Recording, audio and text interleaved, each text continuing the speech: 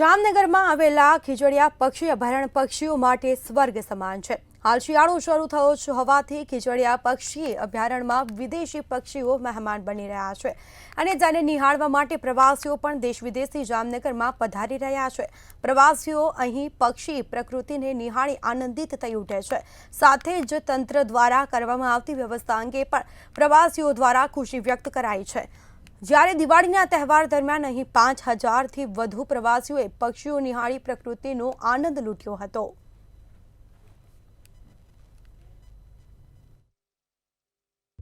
मैं कैस्पोस देहरादून से हमारे 28 ऑफिसर ट्रेनीज के साथ खिजारिया वाइल्ड लाइफ सेंचुरी में आया हूँ। यहाँ पर रेंजर मैडम के द्वारा हमको यहाँ के मैनेजमेंट, यहाँ के ऑपरेशंस और bird watching, importance of this wetland site के बारे में बताया गया।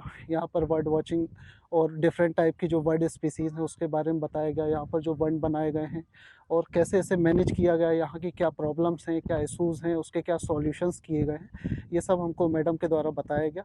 खिजड़िया वाइल्ड लाइफ सेंचुरी आए हैं और यहाँ आने का अनुभव जो था बहुत ही अच्छा था, हमारी उम्मीद से अच्छा था।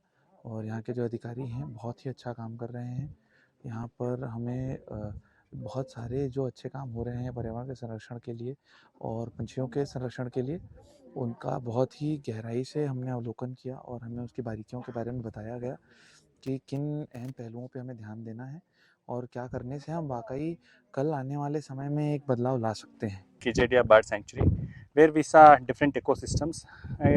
Here we can say it's a paradise for the bird watchers and also the bird ecosystem, where we saw many indigenous and migratory birds. Majorly, the king of this Kejedia National Park, Kejedia Bird Sanctuary, also we could be witness to see, and also various management activities that are being taken up, like bund stabilization works, plantation works, and also the bird watching and the importance of such wetlands are being very well depicted over here. हाल जे શિયાળાની શરૂઆત થઈ ચૂકી છે તો જામનગરની અંદર જે Khijadiya bird century છે, અભયારણ્ય છે, તે ગુજરાતને પણ દેશ વિદેશની અંદર બહુ પ્રચલિત છે। તો તેમની સાથે જ આપણે જે અધિકારી છે તેમની સાથે સીધી વાત કરી કે હાલ જે શિયાળાની શરૂઆત થઈ ગઈ છે અને એનો માહોલ કંઈક શિયાળામાં અલગ હોય છે અને હાલ જે પક્ષીઓ છે દેશ વિદેશથી આવે છે, શું કહેશો?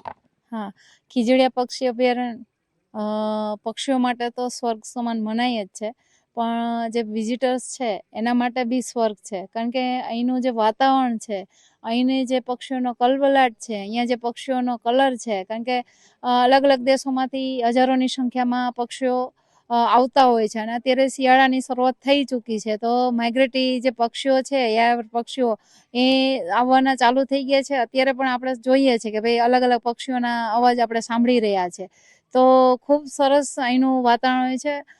પક્ષીઓ નિહાળવાનો સમય જોઈએ તો સવારનો મોર્નિંગ ટાઈમ, સનરાઈઝ ટાઈમે હોય છે અને પછી બપોર પછી ઇવનિંગનો ટાઈમ બેસ્ટ રહેશે। એ શિબિરમાં જે અલગ અલગ ગુજરાતમાંથી સ્કૂલ કોલેજમાંથી એપ્લિકેશન કરવામાં આવે છે, એ લોકોને આપણે અહીંયાથી અમે લેટર મોકલીએ છીએ અને ખાલી આવવા જવાનું ભાડું જે સ્કૂલ ઉપર હોય છે, બાકી રહેવાનું, જમવાનું, એને બર્ડ વોચિંગ કરાવવાનું, ટ્રેકિંગ કરાવવાના, જે પ્રકૃતિને જે રિલેટેડ એક્ટિવિટી છે એ ટોટલી ડિપાર્ટમેન્ટ તરફથી ફ્રી ઓફ હોય છે અને બધી એની સરસ રીતે વ્યવસ્થા કરવામાં આવે છે અને સરસ રીતે જે વિદ્યાર્થીઓ આવે છે, કારણ કે એ આપણા ભારત દેશના ભાવિ પેઢી છે, તો એ પર્યાવરણ અને વન્યજીવો કે એની સમજ પૂરી રીતે આપવામાં આવે છે।